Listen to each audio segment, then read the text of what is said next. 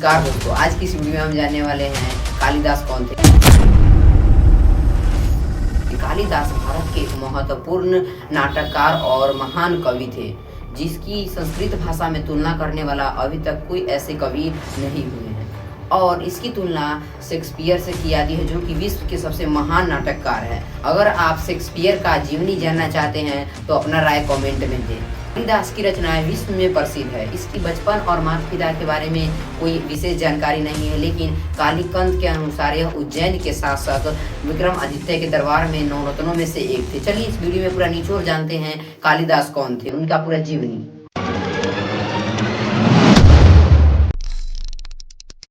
ये तो निश्चित है, कालिदास शुंग, नरेश, अग्निमित्र और अश्विनी साम्राज्य के काल में ही इनका जन्म हुआ था। और बहुत लोगों को मानना है कि कालिदास चंद्रगुप्त द्वितीय के काल के समय हुए थे तथा 6ठी शताब्दी में कुमारदास के शासन काल में इनका लंका में देहांत हो गया।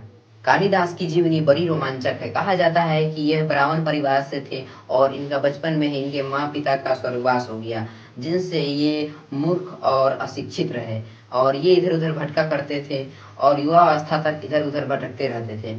और उसी समय एक महल की राजकुमारी विद्युत्मा नामक एक कन्या, जिस प्रतिज्ञा था कि हमें जो दर्शन शास्त्र में हरा देगा उनसे ही हम विवाह करेंगे, तो लोग सब जितने भी उन्हें उनके लिए जो विवाह लेकर जाते थे, जो वर लेके जाते थे, सभी को हरा देती थी, जिससे लोग समाज में काफी क्रूरता पैदा हुआ। और उसने सोचे किसी ऐसे मूर्ख से शादी कराए जिसके जीवन पर इसमें संकट रहे और इन्हें संकट झेलना पड़े। इसलिए उन्होंने कालिदास जैसे मूर्ख और अशिक्षित युवा को उनके सामने रखा और उनके साथ छल करके उन्हें बताया गया कि इनका आज मौन व्रत है, और विद्युत्मा से यह जीत गई। उसके बाद इनका विवाह उससे करा दिया गया। बाद में इसका सच्चाई पता चलने के बाद विद्युत्मा ने उसे घर से लज्जित करके निकाल दिया।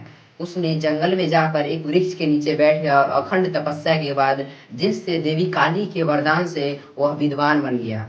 विद्वान बनने के बाद कालिदास घर वापस लौट आए।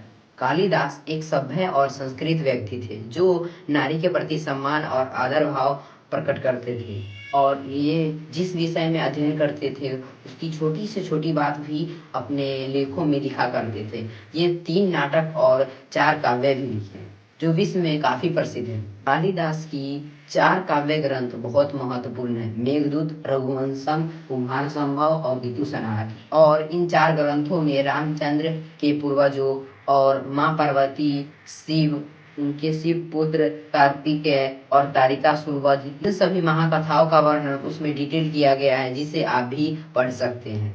कालिदास को साहित्य में उस समय सामाजिक सामग्री में एक झलक मिलती है। संस्कृत की सेवा में कालिदास की एक महत्वपूर्ण और सर्वश्रेष्ठ योगदान है। आज भी कालिदास विश्व में काफी प्रसिद्ध है और इनकी जीवनी काफी सारा जगहों पे पढ़ा जाता है। कालिदास की जीवनी आपको कैसा लगा, अपना राय कमेंट में दे। आज के लिए बस इतना ही। अगर यह वीडियो आपको अच्छा लगे तो मेरे पिछले डाले गए वीडियो कन्फ्यूशियस कौन थे, जिसका लिंक डिस्क्रिप्शन में दिया गया है, जहाँ क्लिक करके आप देख सकते हैं।